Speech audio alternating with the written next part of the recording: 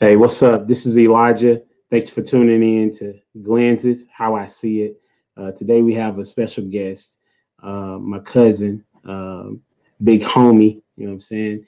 He's a little younger than me, but he's more wiser than me in some aspects. And so I appreciate him saying yes to coming on the channel and talk to us about what it's like to being a dad and how he grew up with a dad and how that's kind of infiltrated him as a dad of five. So please welcome to the podcast, Mr. Narrator. Hello, everyone. Oh, hey, I'm sorry, my bad. Bow tie. That's on me. Thank you. Yes, the famous bow tie. How's it going, homie? I'm doing well. How are you? I'm doing good, man. I'm really excited that you. I'm elated, actually. Excited is overused. I'm elated that you said, "Yeah, homie, I got you." You know what I'm saying, and then made it happen. So, kind of tell the people about who you are, Mr. Bowtie. Well, my name is Narada Stoker Sr. Like you said, a father of five, um, and a wife, one wife, father of five. Um, I'm a server. What I do is I wait tables at different restaurants to build rapport with people, so I can meet them and introduce them to Legal Shield, which is something that I'm more passionate about than even serving. So Right. I understand that service to many leads to greatness. And I asked God, well, what talent, what skill did you give me that I can give to the masses? And I sat back and thought about it. And I'm like, well, what's the one thing people care about like the most, no matter who they are, no matter where they're from? And that's the food they put in their mouth and they eat and digest. So So my first job being 15 was at Cheddar's. I was a server then. I haven't served in 20 years, so I got back into it, and that's what I do. I go out every day, serve the people, and hope from my service I do well, basically because I make $2.13 an hour, and we get Mm. paid off for tips. So all our bills are paid off for tips. So I have to be a good server in order to take care of these five kids. That's what's up. That's what's up, man. I mean, I knew that the bottom part as far as the hour was low. I didn't know how low it was, but that definitely makes you kind of have to put on a different game face if you want to earn. It's almost kind of like a commission type job, if you will. Uh, Right. great. Yeah. So that's what's up. We're gonna talk about that, like how that kind of helps you in your everyday life as far as through with your kids and your wife. So the first question I always ask is, how would you describe the difference between a father and a dad, or do you feel like there is a difference? Um, well, a father, well, it could be different differences depending on, the person's comprehension and, Mhm. what they were taught, their experiences when they were kids. We talk biological father, is someone who birthed you, he provided his seed so you could be here. A dad is the guy that raised you, who sacrificed things he might want to sacrifice anything, whether it's financial, emotional, Mm, um, that's good. nurturing. He sacrificed in order for you to become who you become. So to me, that's kind of like the differences in biological father and a dad. But really, it depends on the child because they can have a biological father in the household, but no emotional attachment or relationship with them, and they don't consider them their dad. And they can have if they're in sports, have a coach that they take kind to, and they see them more as a dad figure. Um, it just depends, really. I think it's circumstantial. Oh, that's good, man. I haven't had that particular um, thought that has been presented to me as it relates to that it kind of depends on the kid or the person and how you see it. I got that part, but to say that the coach could be a dad or even that the father, the sperm donor, if you will, could be in the house, but he's not necessarily a dad. Uh, that's Right. that's a pretty good. That's a dope thought process. I like that. So when who how would you describe yourself as a dad? Kind of, you say you got 5 kids. Talk to us about you know, tell us a little bit about each one of them. Okay, well, first is Narrator Jr. We call him Micah, a middle name. He's 15, and he's to me, he's the leader. He's the emotional leader of all 5 of them. You know, he console them when they're down. He Mm, build them up. You know, he try to let them know what I expect because he's been down that path before. So like, you don't want to get in trouble with that. Hey, this is what you need to do. mm, You know, they might not listen to him, but he try to tell them. He try to help them out. And then there's Julius. And see, Michael's 15. Julius just turned 14 Monday. okay. Julius is very, very passive. You know, he's more of a bookworm. You know, he's like a Renaissance guy. You know, Okay. so he's very different. So, but I see a different part of me when I was younger, and each one of them, and it's Mm, all different. And I see a different part of their mom in each and all of them, and it's kind of weird, you know. Um, but then Nayada, the only girl, she's right in the middle, and I like that wow. because she don't have any sisters, so she got 2 older brothers, 2 younger brothers. Wow. So when she was younger, she knew she had the experiences of having 2 big brothers to follow around. Now she's having the experiences with them in high school and middle school. You know, they do their own thing. Now she's having the experiences of the big sister role with 2 little brothers Wow. following her around. So I kind of like watching that, you know. Yeah. And so yeah, she's different. She's Yeah. you know she's a little passive too, you know. But see, when I took them out of school out here and took them back to school in Oak Cliff, it brought a little more out in her character. Okay. And now we're back. She know how to express herself more, you know. Okay. And so then I got Lyndon. Lyndon is 7. Lyndon, I think he's gonna be the All American out of all of them. You know, they all Yeah. like to do You sports. talking about sports? The older two play football. The younger 2 play soccer. Okay. And I think he gonna be good. He gonna be on FIFA 2030 or something. Yeah, he's fast, he's big, and he's strong. Right on. Right? Okay. And you know, with his age bracket, they just like, man, this dude. You know, like on the movie The Big Green, I let Yeah. them see that because Preston is just like his social. It's like it's like what they call it, date night. No, they don't call it date night. Like play date. You bring your kids to play and stuff. He run around and it's like, yeah, that's his social event. But Um, Lyndon, he really want to play. He doing good at it.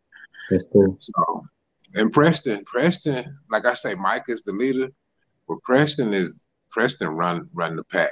You know, he's the baby. Interesting. And Julius, he's the brains. You know, I kind of put him like as the Ninja Turtles, you know, because they watched that, you know, and I watched it, so we have some that in common. Because a lot of the cartoon stuff they watch, I can't, you know, I'm like, man, turn that off. I'm So with I'm like, yeah. So they watched this new version of the Turtles, and I told them about our version of the Turtles. So you. I told them which ones had which attributes. Like Julius is definitely Donatello.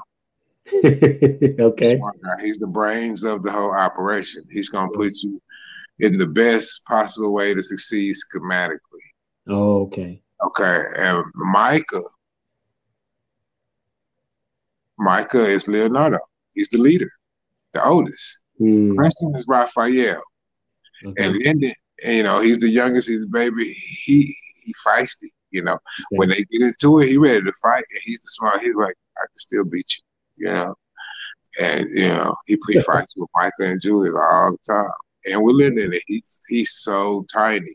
And then so Lyndon, of course, is Michelangelo. He like to Hmm. cut up. You know, it's hard to kind of keep him. I ain't gonna say on a leash because I watch my words. I don't say leash Yeah. because that's for a dog. But you gotta try to. It's hard to keep him back when he get emotional. You know. Oh, okay. And so And it's hard to keep him focused on one thing. If he excited, hey, he bouncing off the wall. So he like Michelangelo. So I kind of explained that to him. You know, each one of y'all have different characteristics, different attributes that remind me of myself. You know, because y'all come from my seed. So, but yeah, I like watching it. You know, I like watching them grow. You know, because they seeds. So what makes you wanna? I'm sorry. Go ahead. You fertilize the seed. You fertilize the seed. You nourish it, and you watch it produce.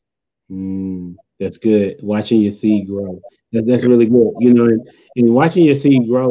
You know, you probably don't want them to be too much like you, right? But you want them to be something like you, right? They're gonna be like you. You know, it's something you can't control because they have your DNA. Right. You know, so they're going to be like you. So you want to take away the things that you see yourself in a negative light, because see, everybody else might not even see that. It's what you see in yourself that you feel is negative that you don't want them to see.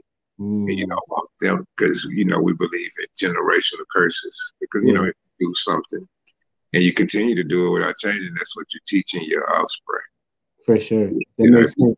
Yeah, if you're teaching them to do something other than what you do, you're teaching them to be good at lying. You know, you're teaching them to be a great liar and, you know, great deceiver. You know, so they see what I do every day. So I tell them that you have to, because I really didn't see that growing up for myself. And I think our boys need to see a man have to get up when he don't want to get up and go to work. Maybe he don't feel well, he's sick, but he still have to go produce in order for them to eat. And so it's good to see, for them to see him get up when he's happy. You know, we never got to see those experiences. We only saw female, you know, and that's what, you know, you can only be, and everything, I feel like human behavior is learned behavior. For sure. So whoever you're around, you're growing up around, that's who you act like.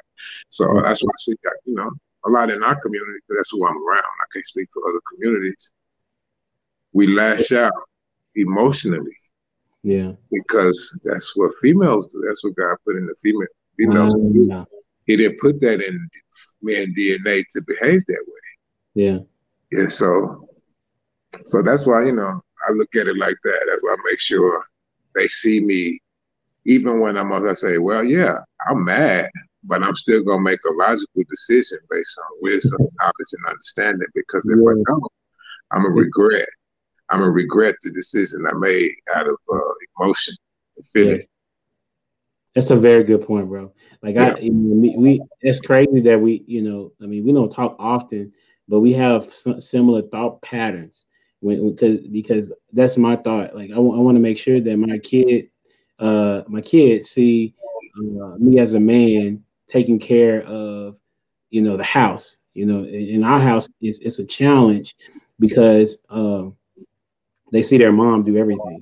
You know what I'm saying? And they see their mom cooking. You know what I'm saying? They see their mom going grocery shopping.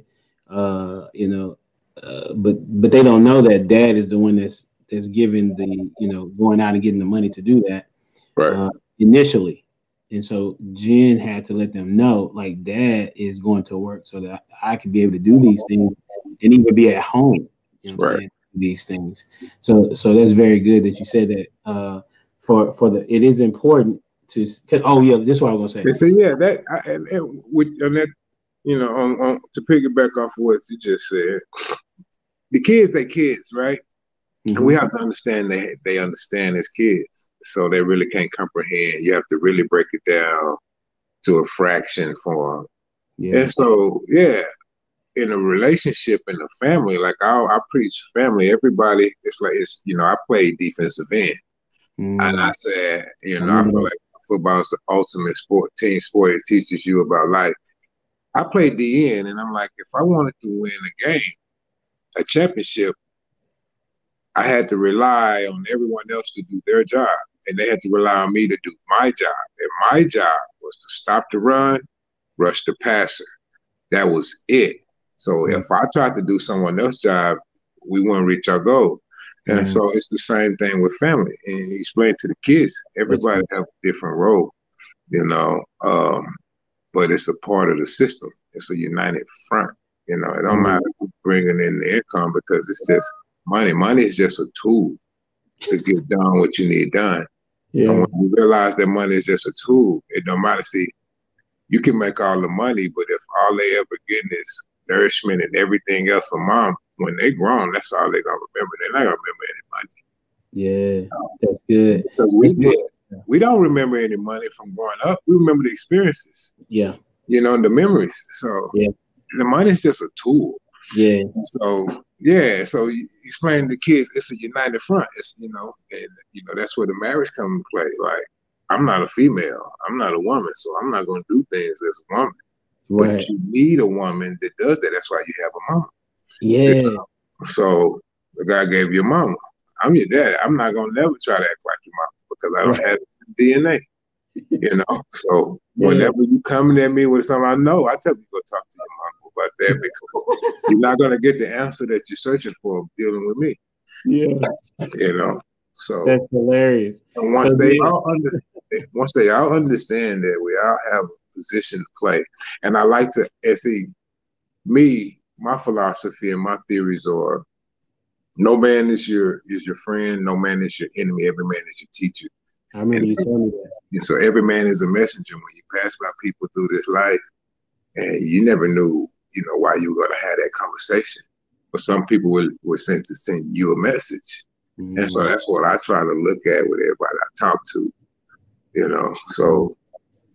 So I just. Do you teach that to them? Like, I mean, how do you model that for your kids when you say, well, every man is a teacher? How do you show that to them?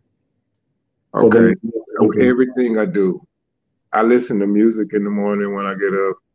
I listen to motivational speaking because I tell them, your theories and your philosophies, you'll see it in your walk and in your talk and the food you eat.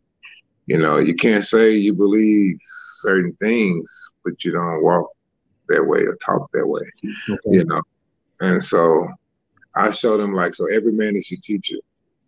I listen to Jim Rohn, personal development, I try to every day. And I told him, this is where I got it from him. I don't know who he got it from, his mentor, I believe. But he said, stand guard at the door of your mind. And they're like, well, Daddy, what you mean? He said, stand guard at the door of your mind. Your mind is the door. I said, okay, imagine you just cleaned your house. It took you some time to clean your house. And somebody knock on your door. You open the door. They pour a bucket of trash on your floor. How would you feel? Mm-hmm. He said, I'd be upset. I'd be pissed. I'd be ready to beat him up, Dad. I said, absolutely. But how do you feel when you open the door of your mind to the filth on YouTube, on, Fortnite, whatever it is that you're listening to or reading, you're taking in, it's going to determine your mindset. That's good. So everybody's a teacher, even the teachers at school, Someone may be teaching you something you need to know, and someone may not be. But you have to know that for yourself. You got to know your purpose, and you have to know, what's good and what's not. Everybody's going to be teaching you something, whether it's good or bad. It's up to you to decipher what's good or bad, for your journey. And so that's why I try to teach them, So what does that come from? So what is it like when do you feel like that came from your dad or your mom? Like, how did you get to this particular point of? My dad and my mom instilled in me entrepreneurship. Since I can remember, I've always tried to be my own boss. Because my dad was a barber.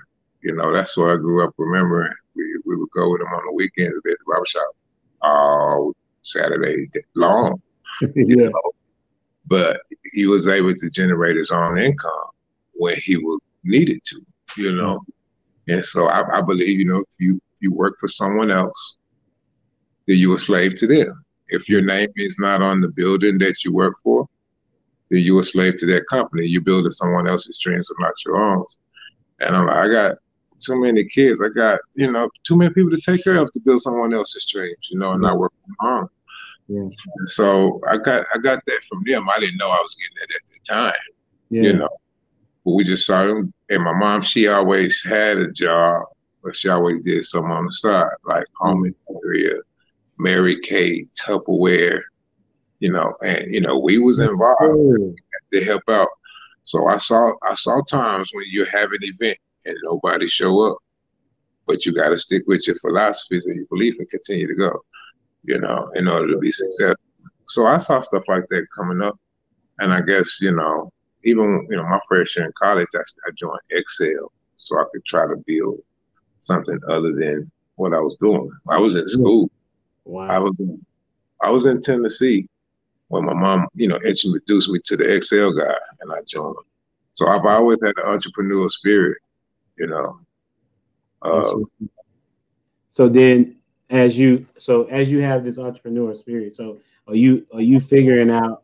That's why you're saying that every man is your teacher, because every man, even in entrepreneurship, like there's not necessarily a right or wrong way to do it if you know how to do what you know how to do. Right. And see, it's like, in everybody. You have to, in entrepreneurship, being your own boss, you can't give up if you fail once. That's the only way you succeed. You fail and fail and fail until you succeed. Yeah. The only difference from the winner and the loser gives up. He quits before he reaches his goal, And so that's a good point. You either reach a goal or you die trying to reach a goal. You don't never quit trying to reach a goal. So, but the philosophies that I got came from, after I got in the legal shield, which was prepaid legal there, which I'm not even far in my business because I've been working on personal development. And in order to go further, then you have to work on building yourself, because the world is going to be the same. The economy is going to be the same. The presidency and all this stuff that people talks about, I don't get into any of that. But it's all going to be about the same as it's been. And so in order for you to want or have, you can always want, in order for you to gain, achieve, and have more for yourself, you have to change. You have to adapt and get better. And I got that from personal development. I listen to different people. I love to be, I'm led by, I'm a faith-led kind of guy. I walk by faith, not by sight. So kind of when I get up, when it comes to me, that's what I listen to. I don't never say, well, I got to listen to this today. Or I have to listen to this tomorrow, because every man is my teacher. I can listen to Tupac, All Eyes on Me, and get a message, in any song on there. I can listen to Phil Collins. Wow. Yeah, tonight, and I get a message for my spirit. And I can listen to anybody, whatever I'm listening to. It could be somebody I've never heard before. It was meant for me to turn it on at that moment in time. That's the time. So that's what I mean by every man is a teacher. I tell them, wherever you are, embrace where you are, because you can't leave. You can't blink your spirit someplace else. So you have to say it again, what you just said. Embrace where you are. Because you have to, because you can't blink your eyes and be someplace else. Wow. You're gonna like men in jail. I bet they wish they could close their eyes like a genie in the bottle and be someplace else. But when you open your eyes to reality, you're right there. So you have to embrace where you are and figure out how to get better. If that's what you're trying to do, if you're trying to get better, or if you're just trying to maintain, or whatever case may be, wherever your journey or path is for your life, you got to know whether you in the beginning, because it's just a test. Life is a test. Life is a series of tests, and like we learn in school, if you fail the test, then you have to take that course again. You got to continue to take that course until you pass it. Or you won't get to the next level. And that's life, spiritually, emotionally, financially, relationships. Every single day, you got to pass the test. It's going to be a pop quiz or it's going to be a major test. Wow. You never know. And so if you're not working on yourself spiritually, you're going to fail the test. That's good. So how do you do? So what do you do to help you spiritually be ready for each day? I first start with my diet because I believe that, being a sick man Hmm. before, because I don't believe in doctors really. Okay. I mean, a doctor can remove a bullet. They can remove an appendix for appendicitis, Okay. but doctors don't heal people. Okay. You Talk to know, me a little bit. Yeah. I had Crohn's disease. I had 3 surgeries. They took out 5 feet of my intestines, part of my colon, and my appendix and my gallbladders all removed. I feel Mhm. like I feel like Frankenstein because you don't feel whole. You know something is missing. You know, you Yeah. feel it. You can't tell people people say if they're amputee, say they still feel the pain of their leg even though it's gone. Yeah. That's what I mean with my hand. I So still yeah, feel it. it's real. And so a doctor. I mean, the last time I went in the park and I told him it's my symptoms, he didn't even step outside to the doctor's station. He pulled out his Palm Pilot, typed in my system, and turned around and told me, "I think you're just having flare-ups." Doctor told you that. I'm like, okay, excuse me, sir. How long have you been a doctor?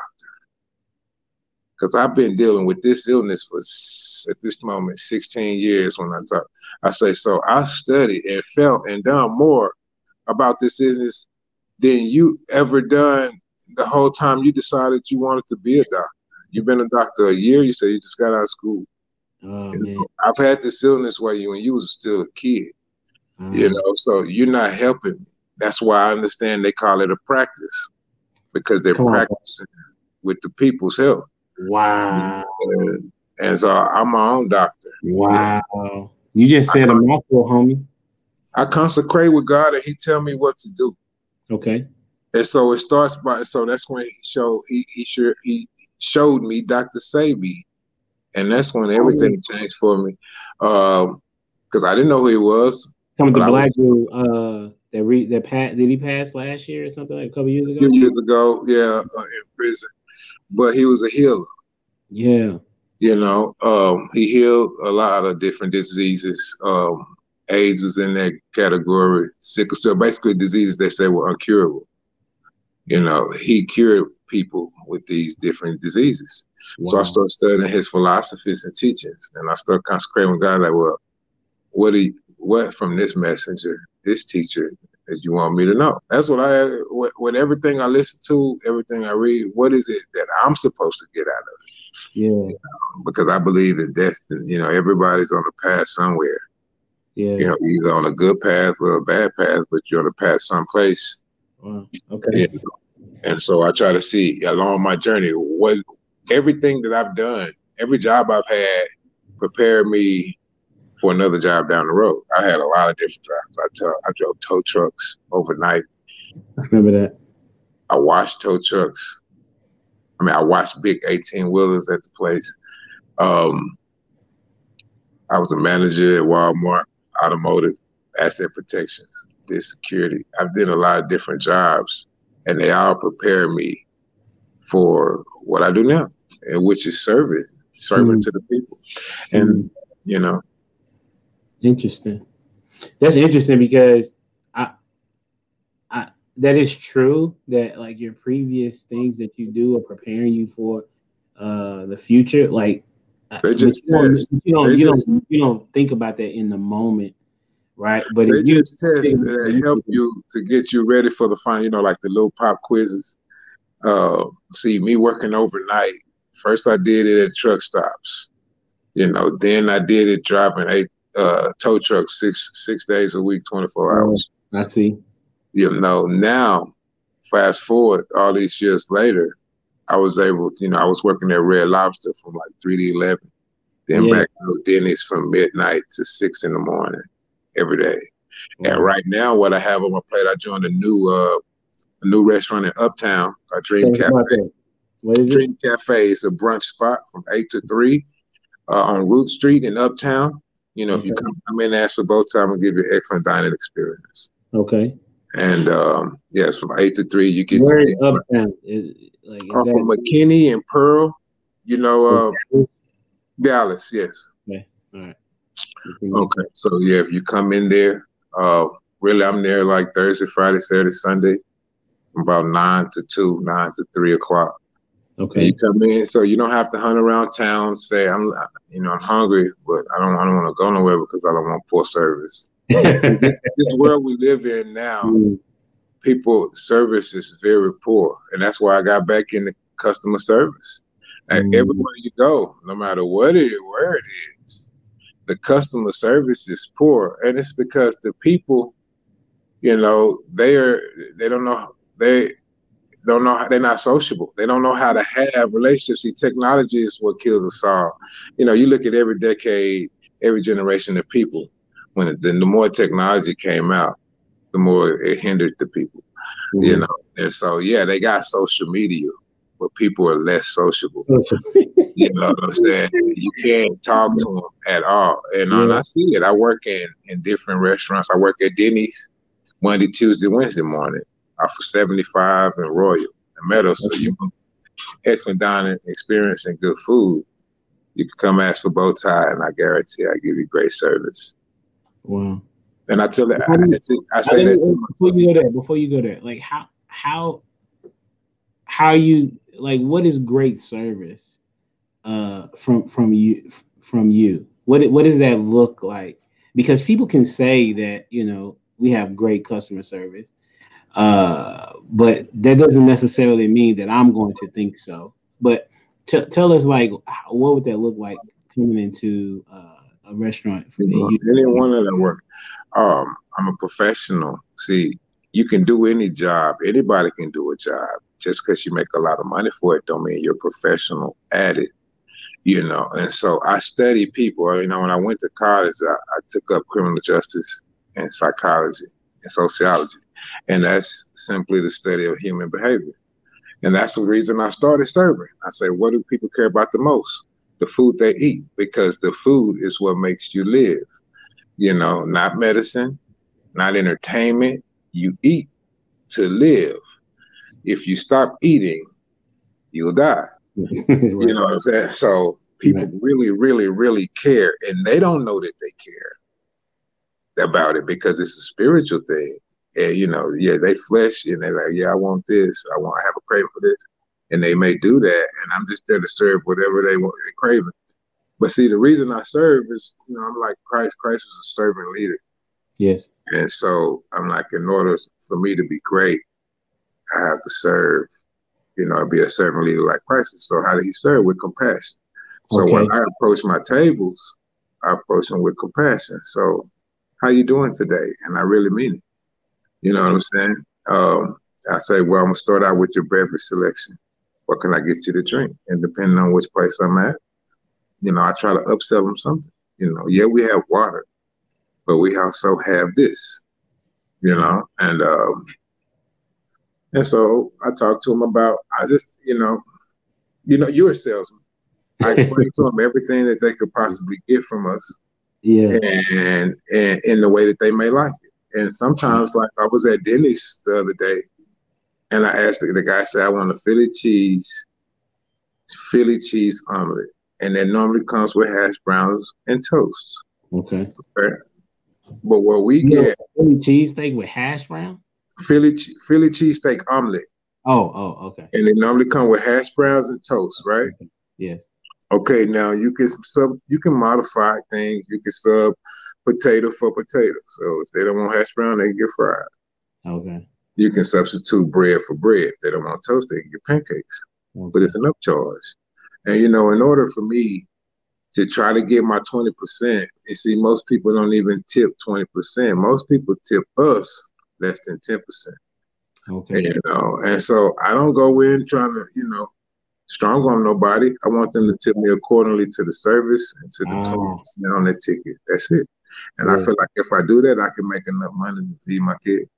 And so I approach every table and I'm gonna give them excellent service no matter what, no matter who they are, race, color, creed, excellent dining experience, kind of like a machine. We play sports. In order to do that, you program yourself to be able to perform. Yeah. Even when you're tired, even when you're mentally stressed, you still train yourself to perform. And so that's what I do with serving. So I train myself physically to be able to run around 10 hours.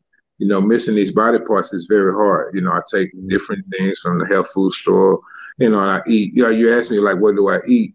Yeah. I eat it, but like this morning, what I ate a banana, an apple. I got this essential water because it has higher pH. The higher pH, the more oxygen getting in the blood. The more oxygen, really, the better your heart. I thought it was just regular water. The more energy you feel. Oh no, that's a 9.5 high. Core has 7.4. I like essential, but I got a water pitcher filter, zero water. To me, that's the best water around. What is it called? Zero water. Zero water. I can show the picture. Yeah. So with this, it's a 5-stage. I got one in the refrigerator. I got this one. I got to buy a filter for it. But it's a 5-stage filtration. And so it zeroes your water out. Because if you go to ewgtapwater.org and type in your zip code, it'll tell you how many contaminants and what contaminants is in your water that's coming through your hydrant. So I found all this information out. And I was just scrolling on Facebook when I found this information. Wow. But I like every man is a teacher. So what message is he teaching me? So they give me this TDS tester. You test your water, it tell you what's in it, And what they teach us in school, our body is made up of how many percent of water? What was the amount? Is it 60? I know it's over 70, I believe. Your body contents of water. Because you get cramps if you don't drink enough. Right. Yeah. So our body is primarily made up of water. You take away the hot water, you see the dehydration in your skin. Dead people, they lose their moisture, they turn back to dust. Yeah. So we're powered by. To me, I believe we're powered by photosynthesis, just like the trees outside. When they don't get sunlight and they don't get water, they die. They wither and they die.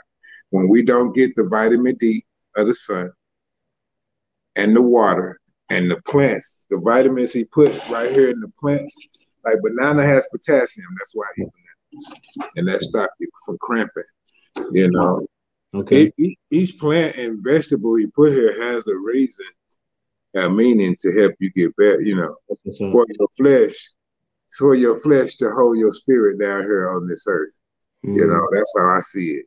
But with this, it zeroes your water, get all the contaminants out, and you feel it. You feel refreshed. Really?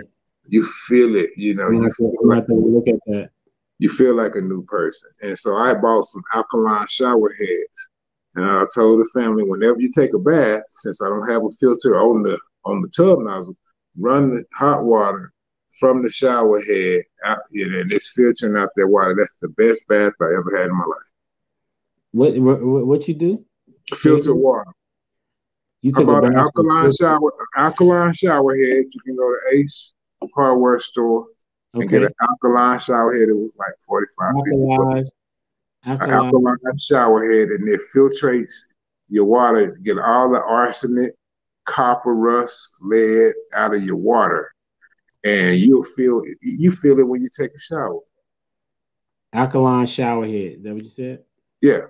Okay. And it's like I just try to explain to my kids, you want to have a successful life, a wealthy life. Your health is your wealth, and once you start changing the way you eat, because the food that you get, fast food and processed foods, is designed to kill you. And so when you get it out of your diet, it has chemicals in it. And the chemicals get to your brain and cause a chemical imbalance.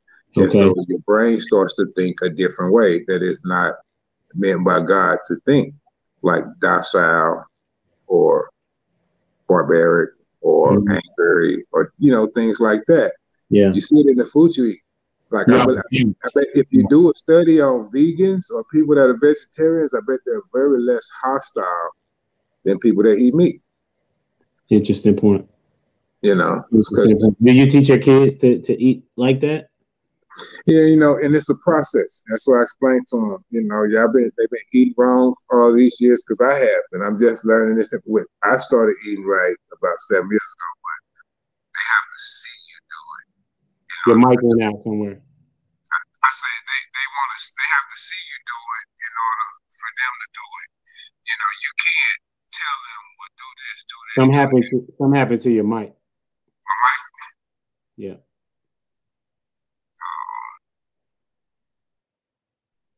Can you hear me? I can hear you, but they're like your tone changed or something. All right. Can you hear me now? Yep. I can hear you. It's not a matter of hearing you. You can go ahead and go. It's better? No, it's not better, but it's I can hear you. It's just your tone like it dropped down or something. Something happened differently. Oh, God. But it's gonna be okay. All right. What was I saying? You're talking about talking to your kids. It's a process. You just started like 7 years ago. Okay, yeah, it's a process. So you can't just if your kid's eating a lot of dairy, cheese, and milk, which we're not supposed to eat, because another philosophy I believe, milk is mucus from a cow, and all mucus causes illness. Okay. Mucus causes disease, and I learned that from Dr. Sabian. And I'm like, yeah, it's true, because when you blow your nose and you get the mucus out, you instantly feel better. So imagine getting all the mucus out, a majority of it that's causing the illness. Imagine how you feel. So like, I don't buy like Robitussin, or I don't buy NyQuil, Dayquil, I buy Mucinex. So it changed a lot of philosophies in the whole way I interact. Okay. So in order to get rid of a cold, zinc is on the periodic table, right? Yes. Zinc is what stops colds, because I have a book.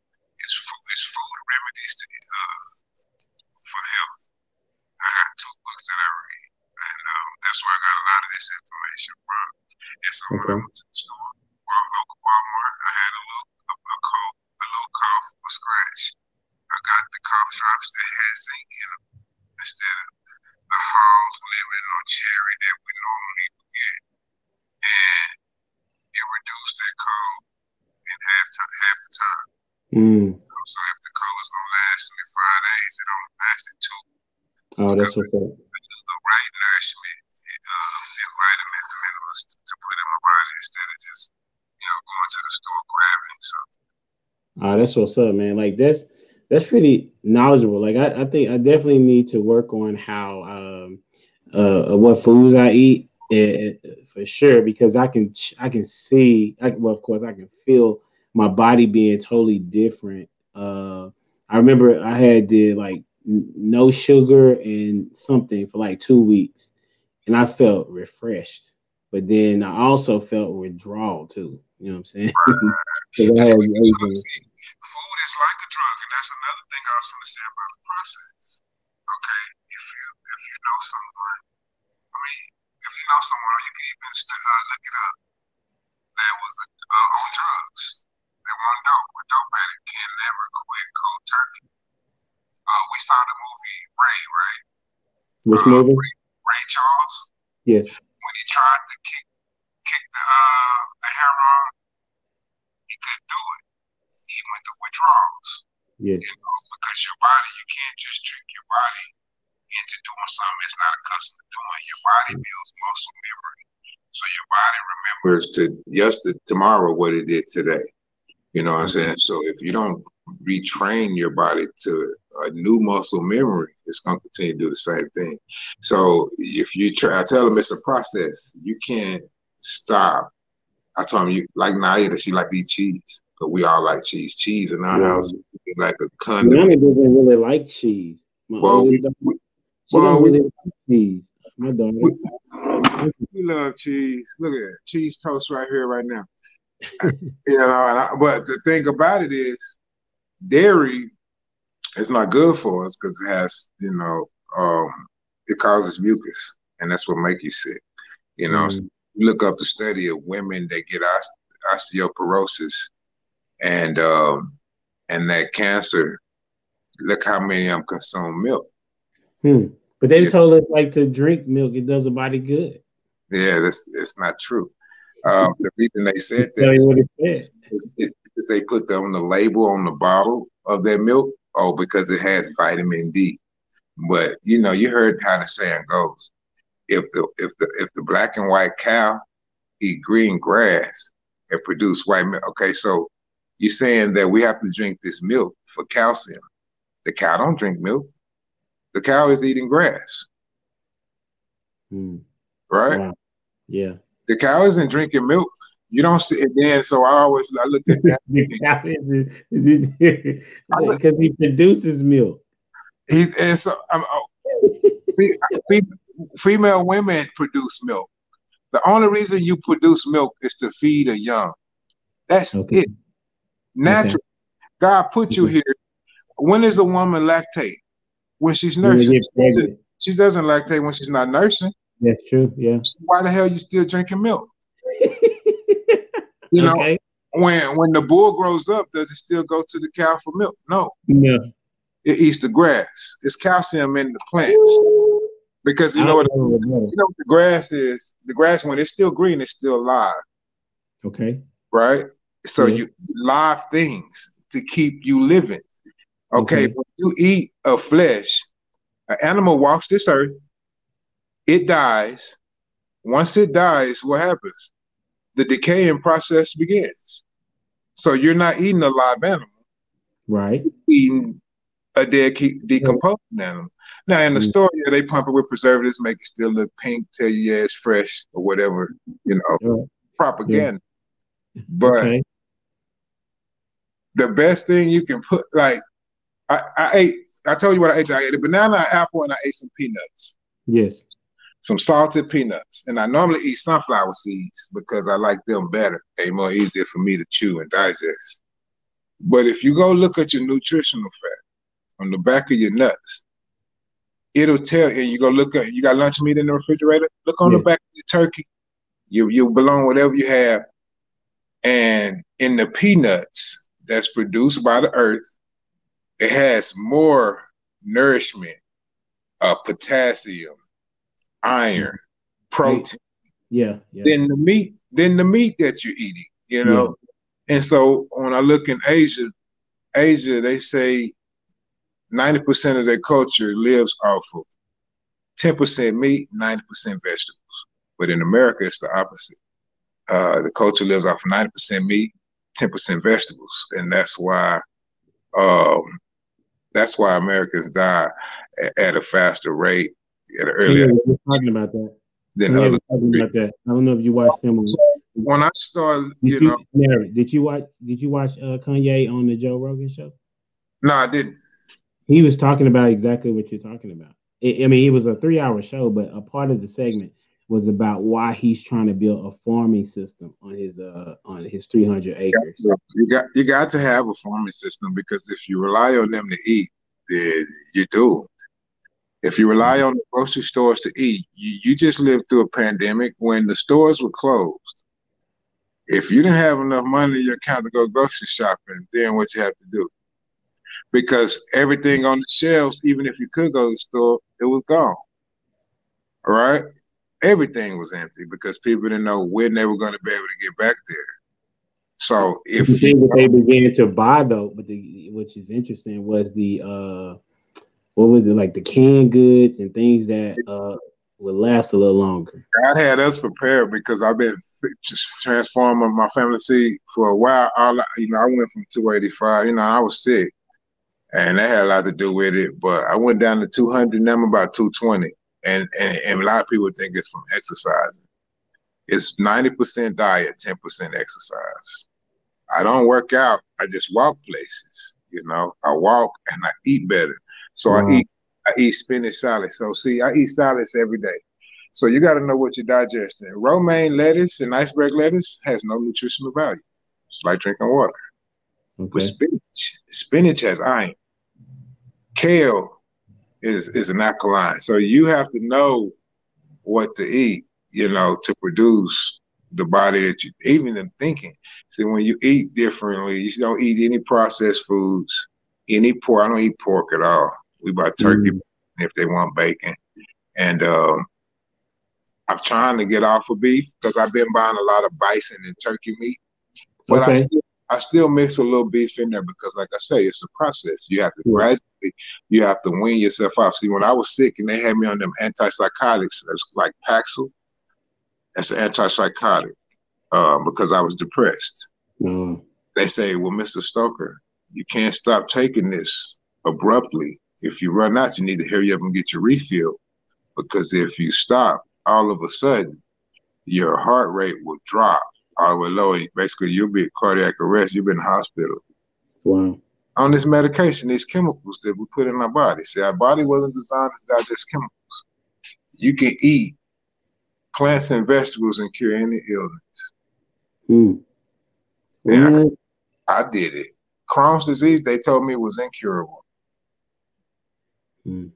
My daddy told me, listen to a lady talk about something. He's like, man, you need to go up to that Ann Health food store. So I went up there and started just getting things. It's trial and error. So why would you let a doctor practice with your health? But you want to do trial and error for yourself. Wow. I heard another guy say it like this. It was an African guy I was watching the documentary. Your body has two brains. A lot of people think their body only has one brain. The human body has two brains. One in the cranium, to think for our motor functions. And the other one is in our belly, in our stomach. When you listen to your stomach and what you digest, it'll tell you. It'll tell you if you're putting something in it good or bad. Yeah. When you eat fruit and vegetables, your body. Oh man, this is right. I should do this more often. It refreshes you. It'd be like, wow, what was that? But then when you eat a pork chop, a smothered pork chop, and some potatoes and bread and cheese, you're like, man, I know I shouldn't have did that. They give it a name, acid reflux. Our bodies weren't designed to have things like that, So it's like, I started trying to figure out, well, how do you get to the root, to the origin? And so a lot of doctors in medicine, they mask symptoms. They block, like when they had me on the opiates a lot for the pain. Yeah. All opiates do is block your pain receptors to trick your mind into thinking that you're not in pain. But your body is still ravaging. Wow. So when the pain pill runs off, now you just want more pain pills. The problem was causing the pain in the first place. Wow. So once I started reading and listening to Sebi, I'm like, well, how could he cure AIDS? And they say it's no cure. And all the people in the 90s died. How could he cure sickle cell? They say it's incurable. And I've seen people, I've known people that had sickle cell and just really couldn't live life. Yeah. And it's about the food you eat. Everybody I listen to, I just like, God, what are you telling me out of this? Because I believe that, okay, if you believe that God blew life into clay, right? He picked up dirt. So I explain to people, see, if they say sleep is the cousin of death, then people, we the cousin to trees. Because okay, picked up clay and molded a human. And the only way they gave it life that you see people walking around is he blew life into it, right? I'm with you. So when we die, you've seen people, the spirit is out of their body, the dehydration, they put the embalming fluid, so it can look like something, but you can see them turning back to dust. If they open up a casket of a person been gone a long time, what do you see? Dirt. Or the bones. You just see the bones. And bones is just calcium. Everything is on the periodic table. Yeah. Okay. So everything is on the periodic table. And so when you look outside and you see the dirt, like, nigga, that's you. You dirt. God blew life into you. So just like the sunlight and the water allows that tree to grow, that's the same way he designed us. Wow. That's what's up, man. That's it. I'm really glad I got to talk to you, man. And it's been good to kind of get an idea of what's the thought process of, how you view things, because now you got me thinking about how I need to be eating, because like you can feel your body, like, I'm 40, you can feel your body changing, but and you saying that, like, exercise. What's crazy? You just told me about the about making sure you're eating more than you know have to do exercise, right? Right. There's a lady that wrote the I think the smoothie book or something. It's like a black lady, and she I just watched her. She just said that yesterday when I was watching her, because she's a millionaire or something like that, and she was just saying like, yeah, you exercise is just a bonus. If Yeah, you man. eat right, then you can It's lose the weight. food. See, when you know what foods cause what. See, I told Michael asked me that. You think you get a six pack? I said I had one. I showed pictures. This just a couple months ago, and he was like, "Well, how you do that?" I say, "You know what causes a stomach to be fat? Bread and potatoes. No white. You eat white vegetables and starchy vegetables. It's just putting the fat on." I say, so I Mhm. guarantee you, you take away the bread and you take away the potatoes. Quit eating them eggs. Quit eating that stuff.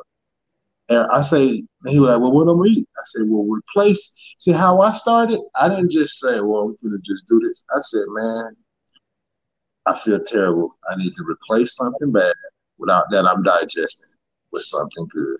So instead of getting a burger, I would get a chicken sandwich.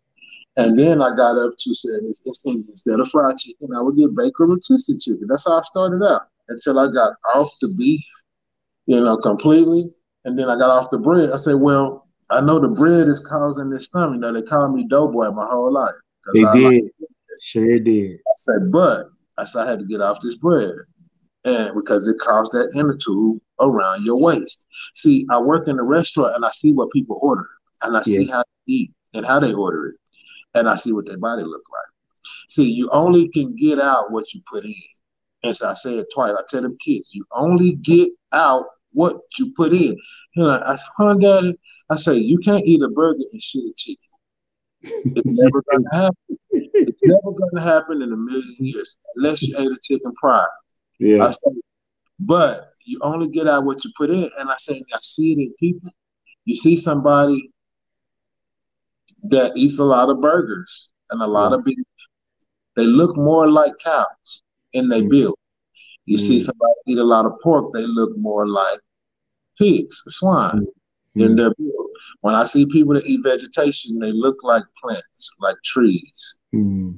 and straight up tall, you know, Okay, I see you. I see you. That's what's up, man. I without got these.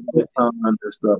But see, I was gonna say, what was I about to say? But I was telling the kid, I was telling Julius, because he liked to try to alter his hair and stuff. I said, you gotta love the person God made you. See, I say a lot of people don't like who God made them. And I'm saying, if you don't like who God made you, how am I supposed to like you? You know what I'm saying? Mm, I said, so that's you gotta good.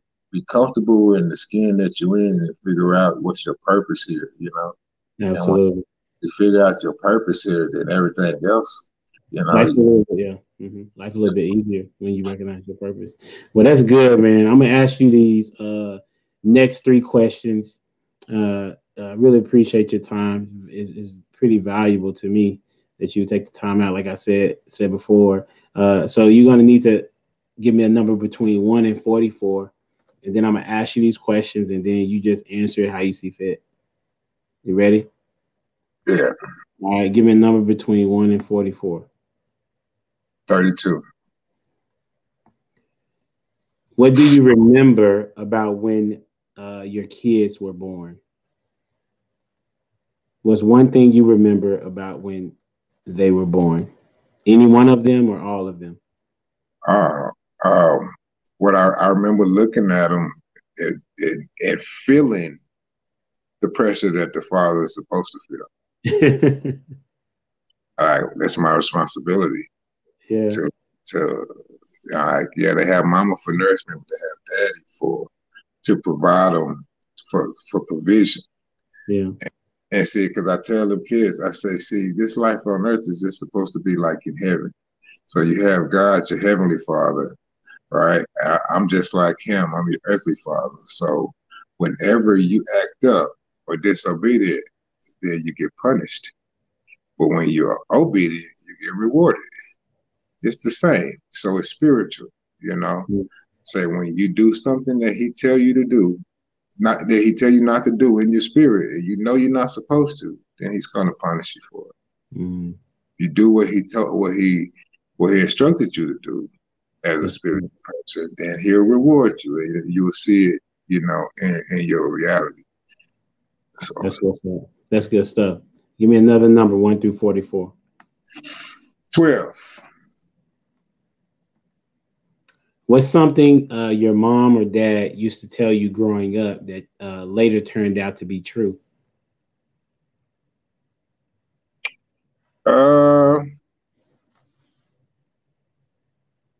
Something they used to say that turned out to be true. Yeah. My mom, a closed mouth never gets fed. That's good. Yeah, my mom said that too. Closed mouth will never get fed. I tell my kids that now. And see, us being kids, I took that to the extreme when we were younger. I would ask any and everybody for $5. Hey, you have not because you have not. I might get it. I just might get it. What's the worst can happen? They say no. Yeah. I'm back in the same place I am. I guess they got to help with entrepreneurial stuff too, because when I get no's, you still got to keep going until you get a yes. That's good, man. That's what's up. All right. Give me another number, 1 through 44.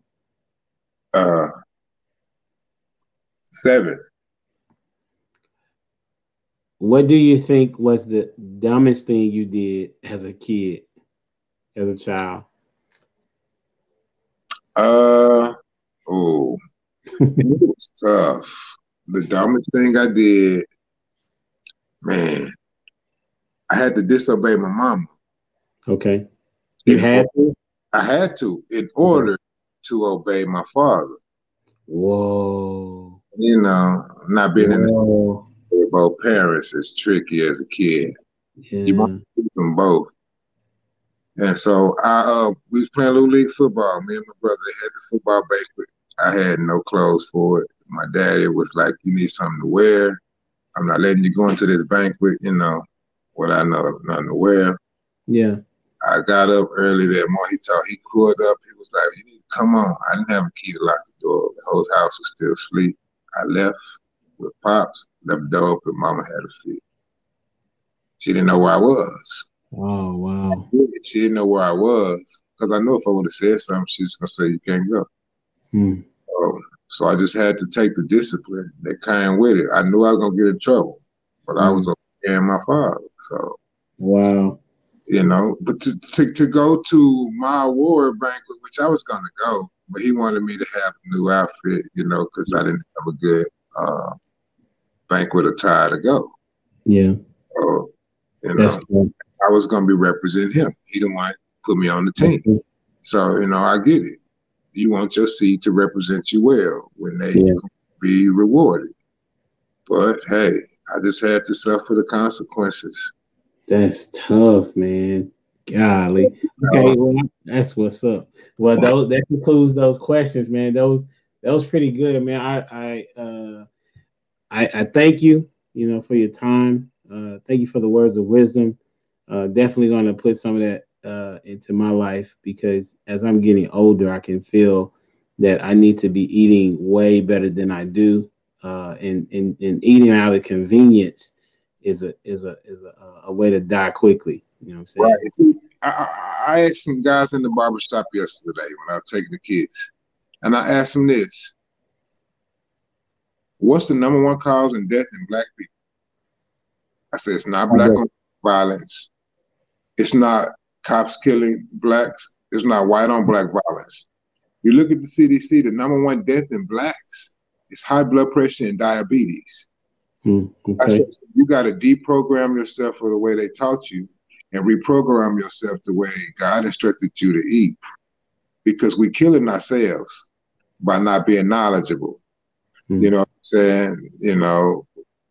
Ignorance is bliss, but you don't have knowledge. What it say? We will perish for our lack of knowledge. Yeah, we perish. That's what happens to the Black people. We don't know no better. We weren't taught, and I get it. Before our mind, they didn't have the technology to learn like we do.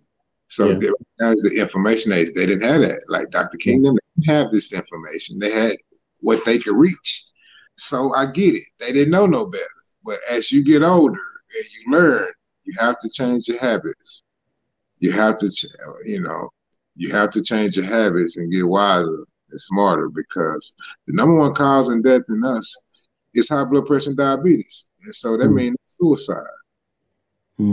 It's what you're putting in your own mouth that's causing your demise. That's what's up. Well, once again, appreciate your last question before we out of here. How would you like for your kids to remember? What's the best way? Remember you, or what you want your legacy to be? Well, in the Bible, it says a good man leaves his children's children an inheritance. And so I told my kids, so if I don't leave your kids inheritance, y'all can't consider me a good man. But then speaking with my wife, women think differently than us. They're programmed and wired to. She was like, the inheritance you leave the kids might not be financial. And that's when I thought about it. It's mindset. See, now they have the mindset to go produce whatever it is that they want. So what it say, if you teach him, if you give a man the fishes, you're going to have to continue to give him a fish. You're going to have to continue to feed him. But if you teach him how to fish for himself, he'll never go hungry. So what I'm instilling in them is good discipline. So I think that's what they remember me by: good discipline, work ethic, good characteristics, and, and the mindset. Because it all starts with mindset. If you don't have the right mindset, then you can get a good job and make a lot of money, but you won't keep it, without a good mindset. Eventually you'll lose it. So I'm teaching them about mindset, because that's what they need. Number one thing. That is the heritage. Renew our mind daily, man. You got to renew your mind daily. Yeah. That's the heritage. Yeah, the mind. That's what's up. So, what? Any last words of wisdom that you would like to share with the audience? You want to give a shout out to the, let them know how they can get in touch with you, or how they can support. Last words: continue to study, to show yourself approved. I mean, that's the one thing I did. I said, well, if I'm not getting what I want out of life, that means I'm not doing, listen to my personal development, that I'm not doing what it takes for me to get there, If my job is not paying me what I want them to pay me, then I'm not doing a good enough job, where I work. And so, but if anybody want good service, good dining experience, I'm at the Dream Cafe in Uptown on Root Street. Thursday, Friday, Saturday, Sunday right now from 9 o'clock to about 2 p.m. And I'm at Denny's Monday, Tuesday, Wednesday morning from about those same times, 9 to 2, because I leave at 2 to go pick the babies up from school. It's about a 45-minute commute. So come and talk to me. I give you, basically, the way I serve, the people feel so good. They don't just feed their body, it feeds their spirit, See, like, you can make bacon and eggs at home. You can make biscuits and gravy at home. You go out for the dining experience, because we're out here to interact with one another. So that's why I do it, and that's what the people get from me. That's what's up. Yeah. That's what's up. Well, appreciate you, Narrator, man. All y'all out there, like, share, subscribe to the channel, and definitely got to give this one a thumbs up. This is definitely one of the most unique interviews that I've had, as well as learning things that I had no idea that I would be gaining from you. So I appreciate you, and you have a good one, man. You too. I appreciate the invite. Absolutely. All right. Tell the family I say hello. I will, man. You do the same. All right. God bless. God bless.